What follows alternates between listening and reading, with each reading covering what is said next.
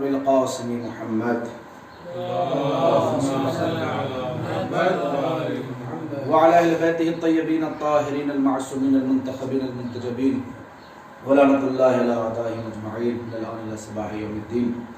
أما بعد فقد قال الله سبحانه تبارك وتعالى في محكم كتابه المبين وهو أصدق الصادقين وقوله الحق. بسم الله الرحمن الرحيم. إنا أنزلناه في ليلة مباركة. صلوات محمد وآل محمد. اللهم صل على محمد وآل محمد. ایک اور صلوات پڑھتے محمد وآل محمد. اللهم صل على محمد وآل محمد. ایک مرتبہ سورہ الحمد اور 3 مرتبہ سورہ توحید کی تلاوت فرما کر اس کا ثواب مرحوم نجف علی غازی ابن اکبر علی غازی مرحومہ منزل دارہ بنت غلام اصغر مرحوم کے اوپر سال ثواب فرما دے.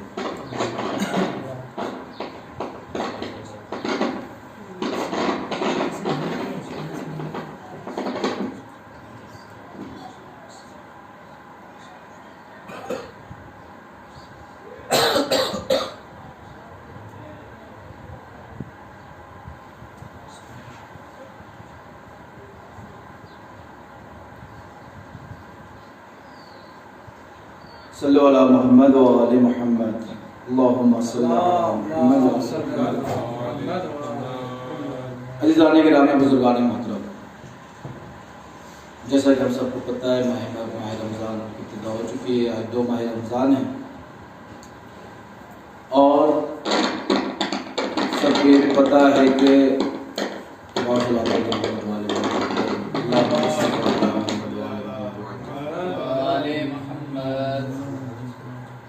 ایک اور صلوات پڑھ دیں محمد والے محمد پر. اللہم صلی علی محمد والے محمد وعجل پر. میں تو متوجہ رہیے گا. عزیزان گرامی، انشاءاللہ افطار سے پہلے اپنی مجلس کو میں مکمل کر دوں گا. اب چونکہ ماہ رمضان مبارک ہے اور ماہ رمضان مبارک میں آپ کو پتہ ہے کہ میں نے جب آیت پڑھی تو آپ کو پتہ چل گیا ہوگا کہ میں کس شے کے بارے میں پڑھنے جا رہا ہوں. اللہ ارشاد فرماتا ہے کہ انا انزلناہ فی لیلۃ مبارکہ. اب چونکہ یہ ماہ رمضان وہ مہینہ ہے کہ جس میں قرآن مجید کا نزول ہوا ہے. ماہ رمضان وہ مہینہ ہے کہ جس میں قرآن مجید کا نزول ہوا ہے. جب ماہ رمضان میں قرآن مجید کا نزول ہوا ہے تو بہتر ہے کہ ماہ رمضان میں قرآن مجید کے حوالے سے کچھ باتیں آپ کی خدمت میں پیش کی جائے تاکہ آپ اس کو سماعت فرمائیں اور قرآن کے بارے میں کچھ بیان کیا جائے. اس لیے کہ لکل شیء ربیع و ربیع القرآن شہر رمضان، کہ ہر شے کی بہار ہوتی ہے اور قرآن کی بہار ماہ رمضان. تو ماہ رمضان ہے ایک مناسبت، قرآن اس میں نازل ہوا 2 مناسبت، تو لہذا اسی لیے آپ کی خدمت میں قرآن کے حوالے سے کچھ باتیں عرض کرنا چاہتا ہوں. اور وہ ہے موضوع بلاغت قرآن، قرآن کی بلاغت. ہم لوگ یہ سمجھتے ہیں اور یقیناً صحیح بات ہے کہ قرآن بلیغ بھی ہے، قرآن فصیح بھی ہے، لیکن سوال تو یہ ہے کہ بھائی بلیغ اور فصیح کہہ کے چلے تو جاتے ہیں، بتائے تو صحیح کہ وہ بلاغت کون سی ہے. علم بلاغت عوام نہیں پڑھتی، علم بلاغت تو علماء پڑھتے ہیں، عالم دین پڑھتے ہیں. جب بلاغت پڑھیں گے تو اسی کی تطبیق کریں گے قرآن مجید میں کہ کہاں پہ کون سی بلاغت، میں تو متوجہ رہیے کہاں پہ کون سی بلاغت پائی جاتی ہے. ایک صلوات پڑھ دیں محمد والے اللہم صلی علی توجہ چاہتا ہوں کہاں پہ کون سی بلاغت کس آیت میں کیا پائی جاتی ہے اس کو دیکھنا ہے. اب میں انشاءاللہ تمہیداً نظر کر رہا ہوں تاکہ پھر میں اس واقعے کی طرف آ جاؤں گا چھٹے امام کی جس میں بلاغت قرآن پہ بات ہوئی ہے. اللہ ارشاد فرماتا ہے کہ انا انزلناہ فی لیلۃ مبارکہ، کہ ہم نے اس قرآن کو ایک بابرکت رات میں نازل کیا. اب قرآن کی آیت کی تفسیر کرتی ہے.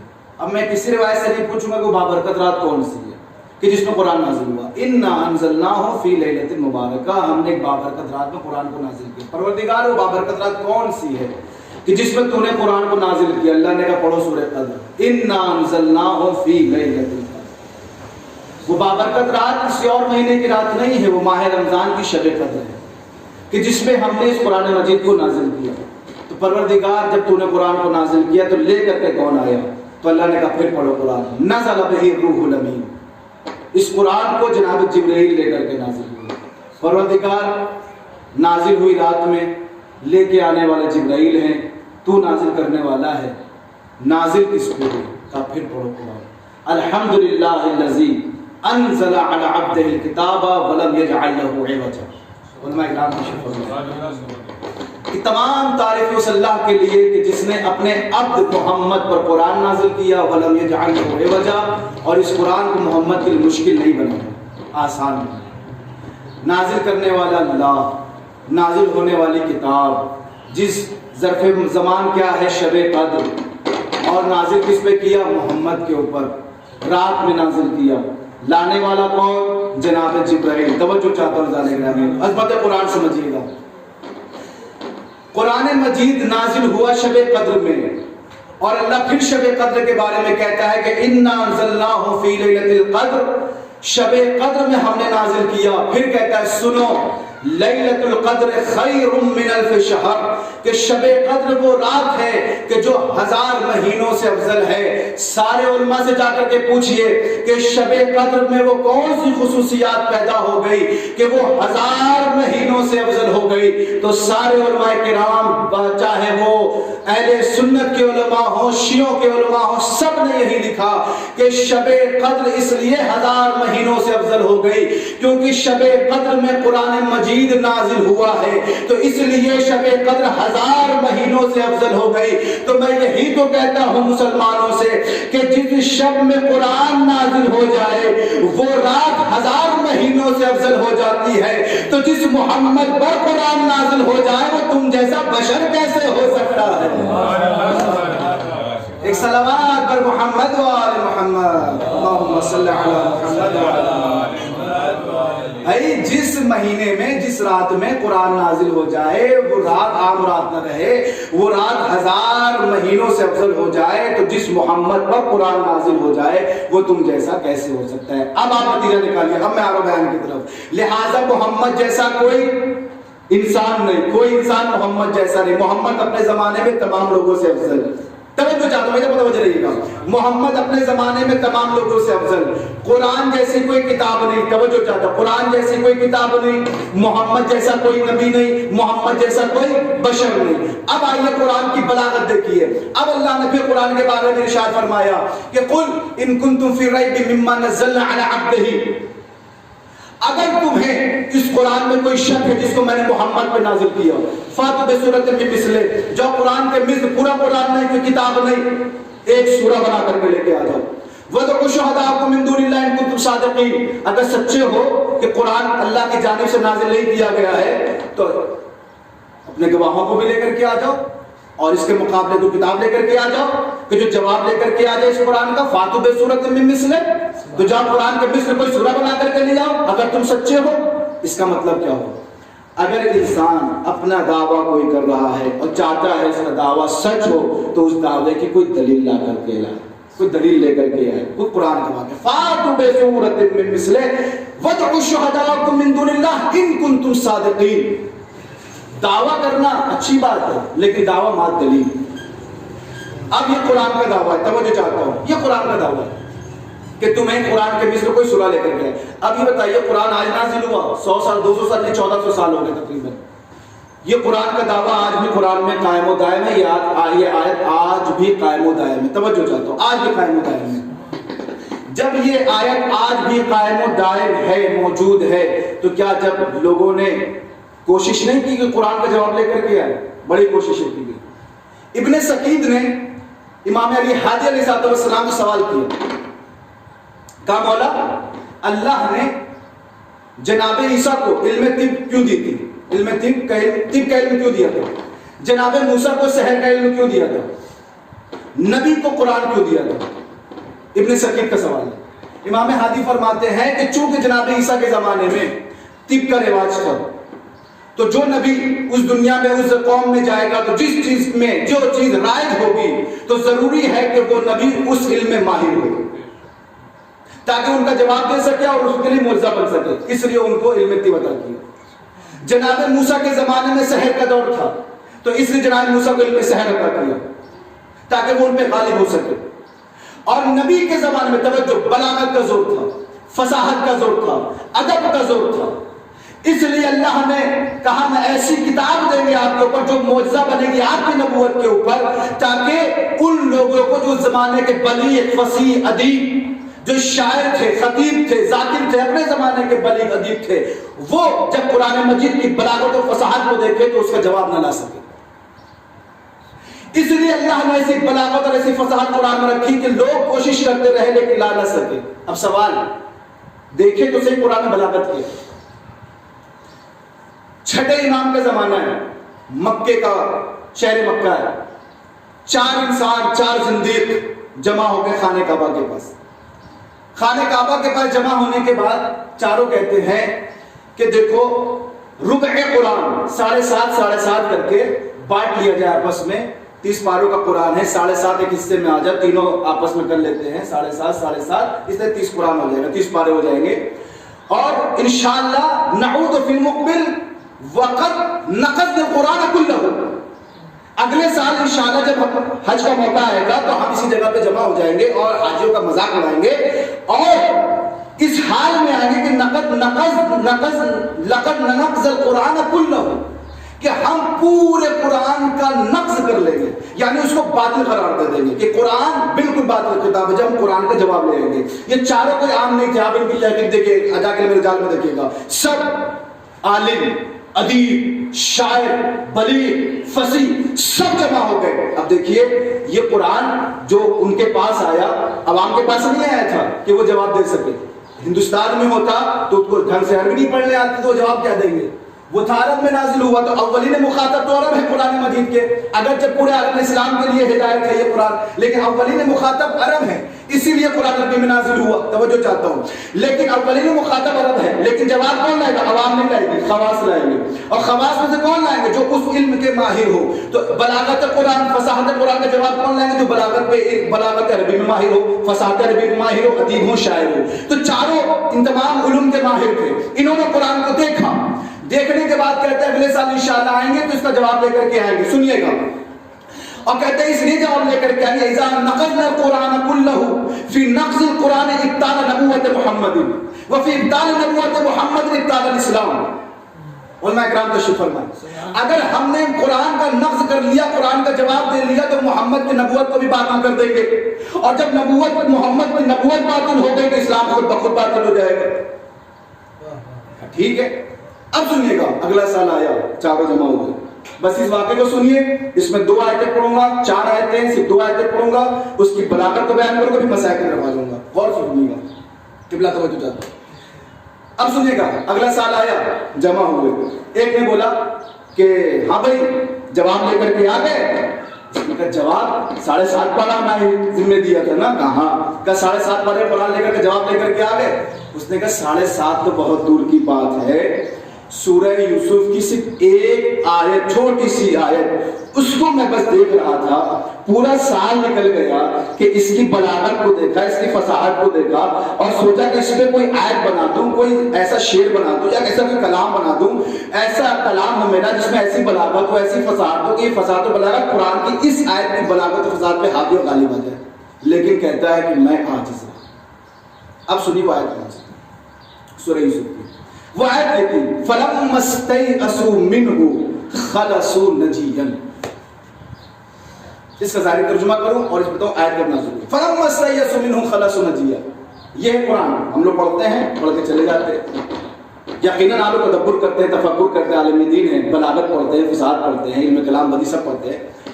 اب دیکھیں کہ اس آیت کی بلاغت کیا ہے، اور آپ جو بلاغت قرآن کی کتاب لکھی گئی ہے اور آپ جو اس پہ مجلے لکھے گئے ہیں اس آیت کے ذیل میں، آپ اس کو پڑھیے، اس پہ بہت چیزیں علماء نے لکھی، سنی علماء نے بہت زیادہ لکھا، شیعہ علماء نے بہت لکھا ہے۔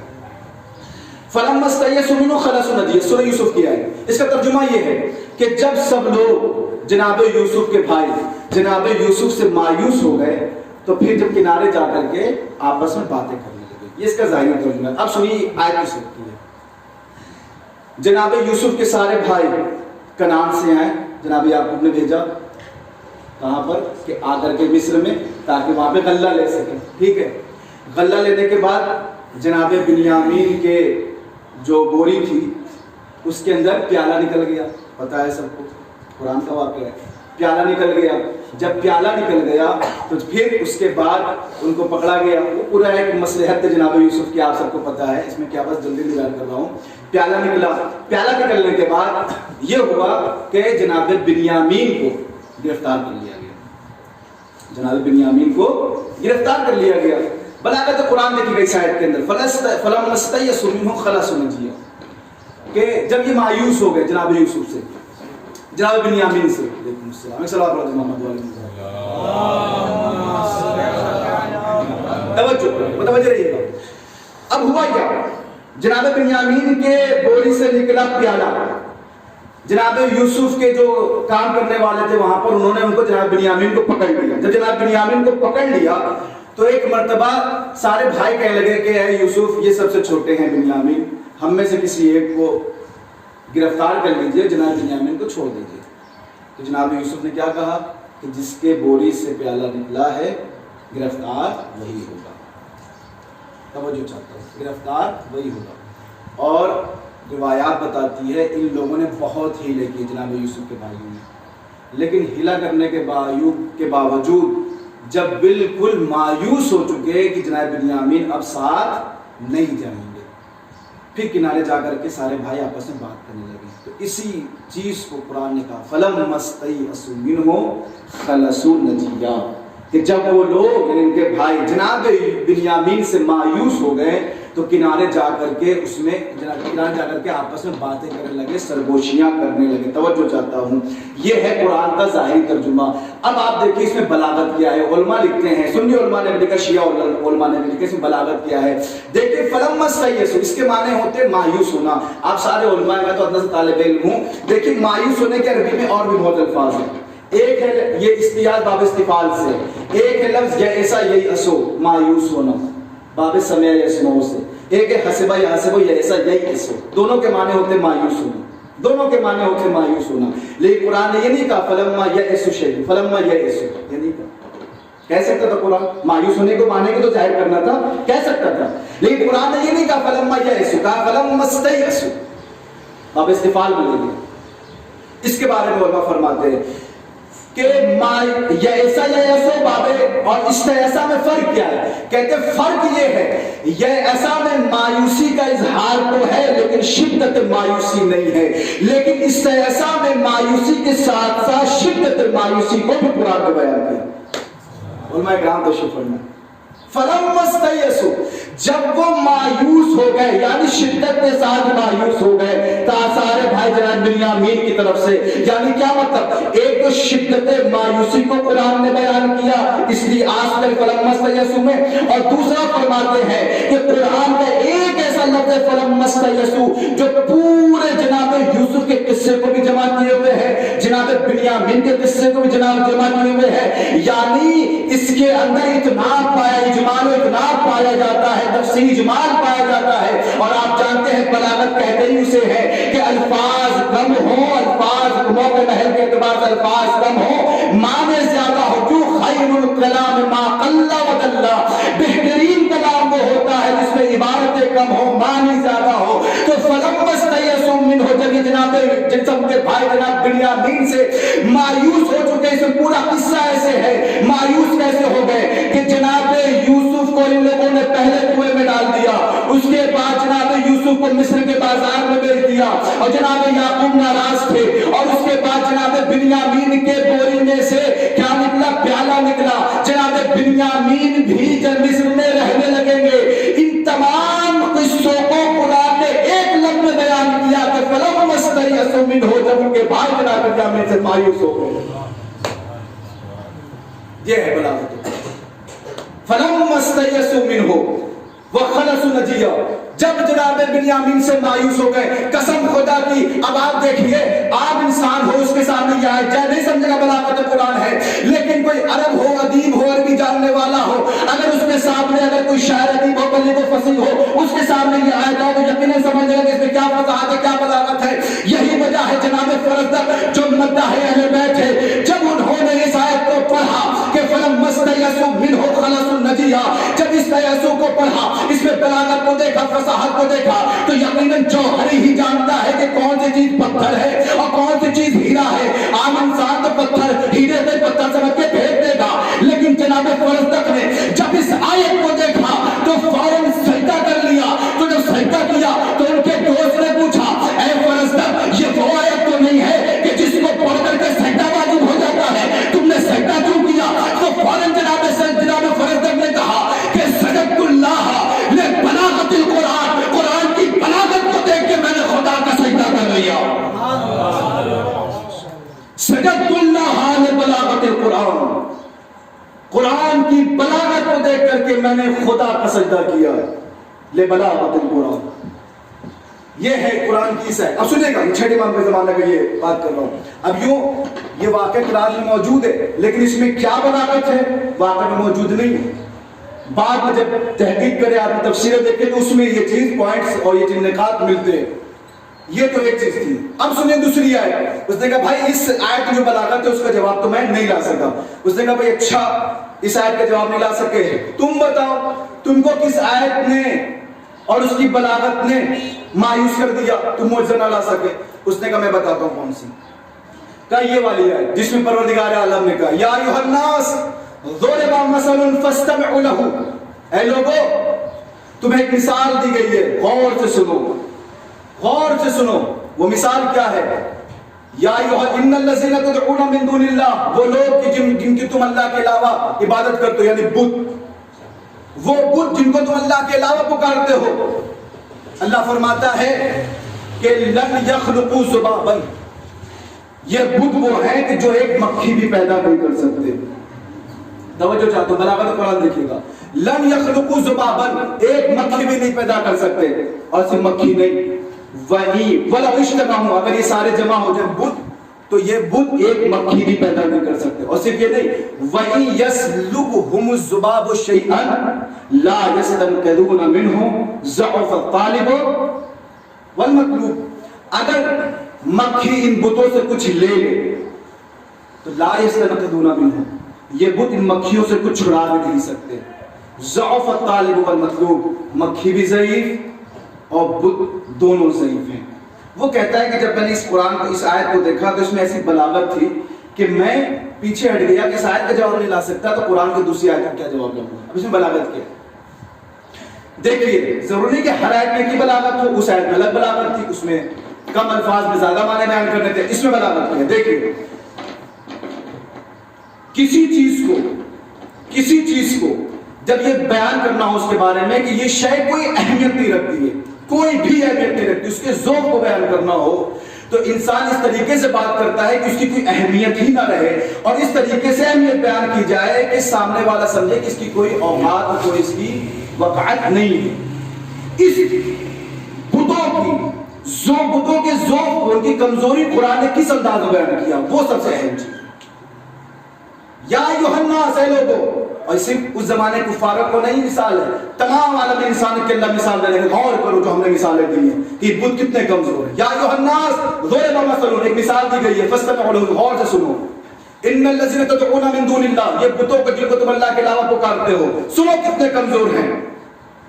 لن یخلقوا ذبابا, یہ مکھی بھی پیدا نہیں کر سکتے. وَلَوْ اجْتَمَعُوا لَهُ, اگر یہ سارے جمع ہو جائیں مکھی پیدا کرنے, مکھی بھی نہیں پیدا کر سکتے. اللہ نے کہا مکھی پیدا کرنا تو بہت دور کی بات ہے.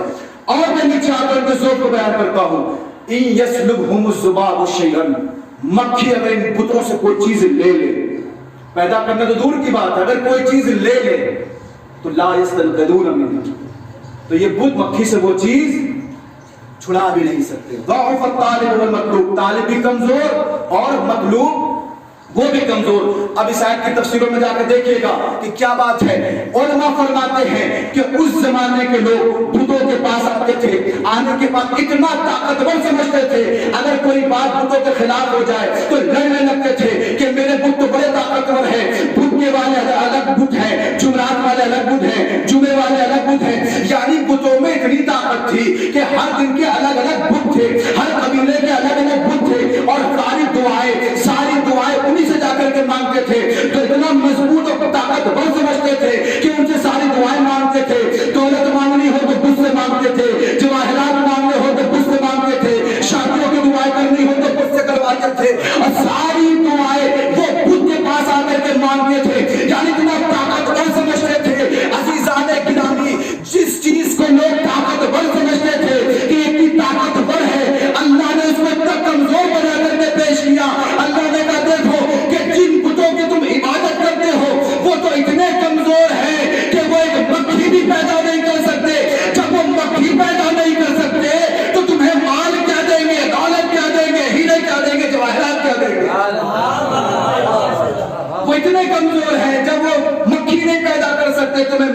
دیں گے, دولت کیا دیں گے, ہیرے کیا دیں گے, جواہرات کیا دیں گے. پھر اللہ نے ارشاد فرمایا اور بتاؤ کتنے یہ کمزور ہے. وَإِن يَسْلَبْهُمُ الذُّبَابُ شَيْئًا لَا يَسْتَنقِذُونَ مِنْهُ ضَعْفَ الطَّالِبِ وَالْمَطْلُوبِ, کہ اگر مکھی سے کوئی چیز لے لے تو اس سے چھڑا بھی نہیں سکتے. مکھی بھی کمزور ہے, مکھی بھی کمزور ہے اور بت بھی کمزور ہے. عزیزان گرامی, یہ ذباب کی مثالیں کیوں دی؟ آپ سارے عالم دین ہے جا کر تفسیر میں دیکھیں گے, علماء نے لکھا کہ ذباب کی مثال کیوں دی, مکھی کی مثال کیوں دی. عزیزان گرامی, مکھی سب سے کمزور جانور ہے, سب سے کمزور جانور ہے مکھی. اللہ کہتا ہے کہ کمزور جانور ہے, تو یہ بت اس کو پیدا نہیں کر سکتے. اب آپ کہیں گے کیا مکھی سے بھی کمزور جانور نہیں ہے؟ نہیں, مکھی سے بھی کمزور جانور ہے جو دنیا میں زمین پر رہتے رہتا ہے, ان کو جانتے تک نہیں ہے, لیکن اس کی مثال اللہ دے سکتا تھا. لیکن ذباب کی مثال کیوں دی؟ اس میں بھی بلاغت ہے. بلاغت یہ ہے کہ اللہ ہمیشہ شے محسوس کے ذریعے سے مثال دیتا ہے کہ جو شے محسوس ہو, جس کو لوگ جانتے ہو. ورنہ ایسے پرندے کا اور ایسے کیٹانو اور ایسے جانور کا نام لے لیتا جس کو جانتا نہ ہو, تو وہ کیا سمجھتے ہیں مثال کس کی دی جا رہی ہے؟ ذباب شے محسوس ہے, اس لیے اس کی مثال دی. پھر ضعف الطالب والمطلوب, کہ مکھی بھی کمزور ہے اور بت بھی کمزور ہے, کہ اگر یہ مکھی ان بتوں سے کوئی چیز لے لے تو ان بتوں میں اتنی طاقت نہیں ہے ان مکھیوں سے کوئی چیز لے سکے. عزیزان گرامی, اس کے پیچھے تفسیر کیا ہے؟ معصوم فرماتے ہیں مکھی سے کیا لیتی تھی, سنیے گا. جب ان کے بت بنا لیے جاتے تھے تو زعفران کا پانی ان کے بت کے اوپر لگا دیا جاتا تھا. مکھیاں آتی تھی اور اپنے واجبات ادا کر کے چلی جاتی تھی, چوز کر کے چلی جاتی تھی, لے کر کے چلی جاتی تھی, اور یہ بت وہیں کے وہیں پڑے رہتے تھے. اللہ نے کہا دیکھو جن بتوں کی تم عبادت کر رہے ہو ان میں تو اتنی بھی گنجائش نہیں, اتنی بھی طاقت نہیں کہ اپنے اوپر لگے ہوئے کسی جسم کو کسی شے کو بچا سکے. تو ذرا سوچو, جن کو تم طاقتور سمجھتے ہو ان میں اتنی بھی گنجائش نہیں اپنی زعفران کو بچا سکے. جو ذات خود کے لیے اتنی غیر مفید ہو, تمہارے لیے مفید کیسے ہوگی؟ جو چیز اپنی ذات کے لیے اتنی غیر مفید ہو وہ تمہارے لیے مفید کیسے ہوگی؟ تو اللہ نے دیکھا کس طریقے سے ان معبد کو, ان اصنام کی ذوف کو پروردگار عالم نے بیان کی اس آیت سے, جس کو وہ طاقتور سمجھتے تھے کہ جس کو تم طاقتور سمجھ رہے ہو وہ اتنے کمزور ہے. مکھی تو پیدا کرنا دور کی بات ہے, مکھی کچھ لے لے تو اس کو چھین بھی نہیں سکتے, لے بھی نہیں. بس میں بات کو ختم کر دیا. اور بھی 3 آیتیں 4 آیتیں. جب ساری باتیں کہنے لگے سب لوگ تو چوتھے امام مر علیہ جعفر صادق علیہ السلام, چھٹے امام وہاں سے گزرے. جیسے چھٹے امام نے ان کو دیکھا اور چھٹے امام کہتے ہیں کیا بات ہے؟ کہا کہ ہم قرآن کا جواب لانا چاہ رہے تھے, بلاغت قرآن, لیکن 4 آیتوں نے ہم کو عاجز کر دیا کہ ہم قرآن کا جواب لا سکے. تو میرے مولا نے کہا تم کتنے ہو؟ کہا 4. اور کہا جواب نہیں لا سکے؟ کہا نہیں. تو مولا نے کہا سنو, قل لئن اجتمعت الانس والجن على ان یاتوا بمثل هذا القرآن, اگر تم 4 کیا ساری انسانیت بھی جمع ہو جائے قرآن کا جواب لانے کے لیے, قرآن کا جواب نہیں لا سکتے. تم 4 کی کیا بات ہے؟ اگر ساری انسانیت جن و انس جمع ہو جائے کہ قرآن کا جواب لا سکے تو قرآن کا جواب نہیں لا سکتا.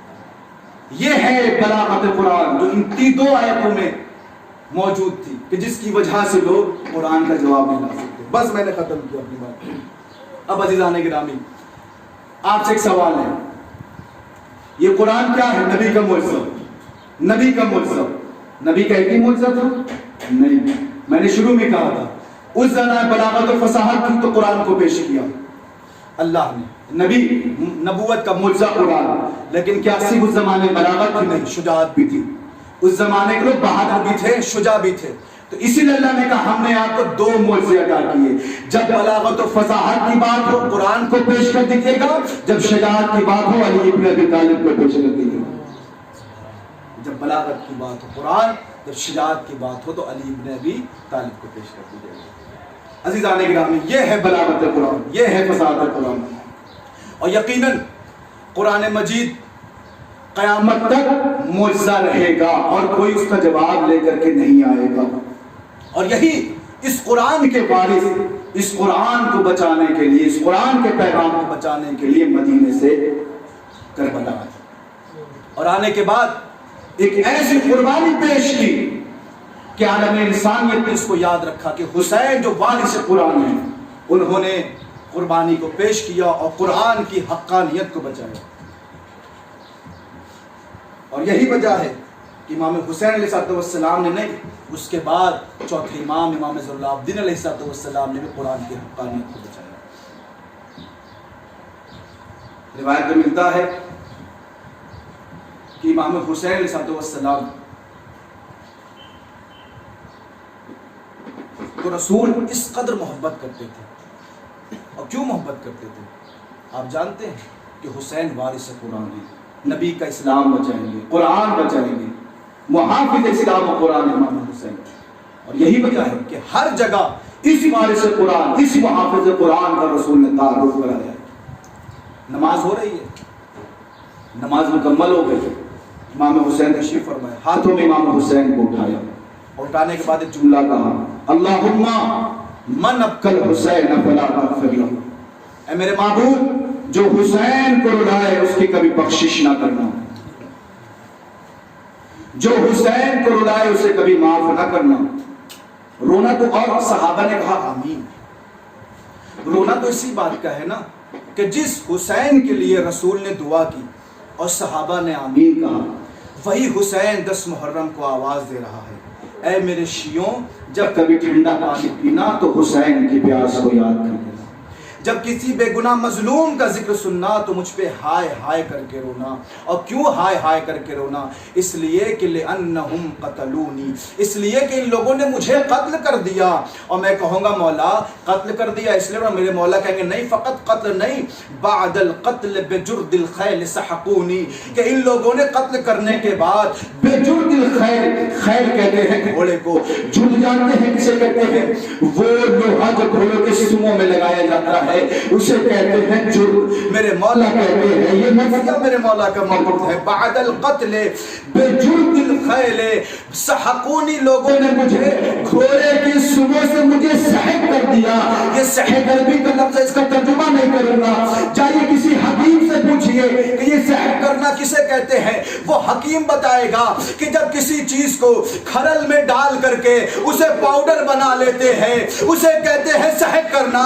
فاطمہ کا لال فرماتا ہے کہ بعد القتل بجرد الخیل سحقونی، ارے قتل کرنے کے بعد گھوڑے کی سموں سے ان لوگوں نے مجھے پائے مال کر ڈالا، ایسا پائے مال کر ڈالا کہ جب 11 محرم کو میری بہن میرے جنازے کے پاس آتی ہے تو آنے کے بعد ایک جملہ کہتی ہے، حل انت اخی الحسین، حل انت ابن فاطمہ الزہرا، حل انت ابن رسول اللہ، کیا تو ہی میرا بھائی حسین ہے، کیا تو ہی فاطمہ کا بیٹا حسین ہے. عزادارو یہی آنسوؤں کی وہ امانت ہے جو چوتھے امام تک ہم تک منتقل ہوتے ہوئے آئی ہے. عزادارو جناب منہال چوتھے امام کے پاس آتے ہیں، کہتے مولا اتنا بھی کوئی روتا ہے؟ میرے مولا نے کہا منہال تو نے انصاف نہیں کیا، ایک بات بتا، جناب یوسف گم ہو گئے تھے نا؟ کہا مولا ہاں. کہا ایک بات بتاؤ جناب یعقوب کتنا روئے تھے؟ کہا مولا جناب یعقوب اتنا روئے تھے آنکھیں سفید ہو گئی تھی. اے منہال اتنا بتاؤ جناب یوسف زندہ تھے کہ دنیا سے جا چکے تھے؟ کہا مولا جناب یوسف زندہ تھے. اے منہال تو نے انصاف نہیں کیا، ارے یوسف زندہ رہے، یعقوب اتنا روئے کہ آنکھیں سفید ہو جائے. میرے 18 یوسف کربلا کے میدان میں میری نظروں کے سامنے شہید کر دیے گئے. جیسے ہی جملے کو سنا منہال قدموں پہ گر گئے، مولا شہید ہو جانا تو آپ کی میراث ہے. عزادارو فوراً چوتھے امام نے کہا، ارے تو نے ہمارے دل کی رگوں کو پھر ہلا دیا، ارے شہید ہو جانا تو ہماری میراث ہے، لیکن ہماری ماں بہنوں کی ردائیں کو چھین کر کربلا سے کوفہ، کوفے سے شام، کیا یہ کرنا بھی ہماری میراث ہے؟ منہال نے کہا مولا بس آخری سوال کرتا ہوں، مولا ان تمام راستوں میں سب سے زیادہ تکلیف کہاں ہوئی؟ بیمار کی ہچکیاں بندھ گئی، 3 دفعہ رو کر کے کہا الشام الشام الشام. منہال نے کہا مولا کیوں؟ تو میرے مولا نے کہا وہ اس لیے کہ اقعد ذلیلا فی دمشق کاننی من الزنج عبد الغابر و نصیرو. ارے مجھے شام کے بازاروں میں اس طریقے سے کھینچ کے لے جایا جا رہا تھا جیسے میں وہ غلام ہوں جس کا کوئی آقا نہ ہو, جس کا کوئی مددگار نہ ہو. وَسَيَعْلَمُ الَّذِينَ ظَلَمُوا أَيَّ مُنْقَلَبٍ يَنْقَلِبُونَ إِنَّ لِلَّهِ وَإِنَّا إِلَيْهِ رَاجِعُونَ. پروردگار ہماری اس عبادت کو اپنی بارگاہ میں قبول فرما. حاضرین مجلس کی تمام حاجات کو اپنی بارگاہ میں قبول فرما. پروردگار تمام شان حیدر کرار کی جان مال و آبرو کی حفاظت فرما. اب پروردگار سب سے بڑی دعا یہ ہے امام زمانہ کے ظہور میں تعجیل فرما, ان کے آوان انسان ہم لوگ کو شمار فرما. 1 مرتبہ سورہ الحمد اور 3 مرتبہ سورہ توحید کی تلاوت فرما کر مرحوم نجف علی غازی ابن اکبر علی غازی مرحوم, مرحومہ منزلہ دارہ بنت غلام اصغر مرحوم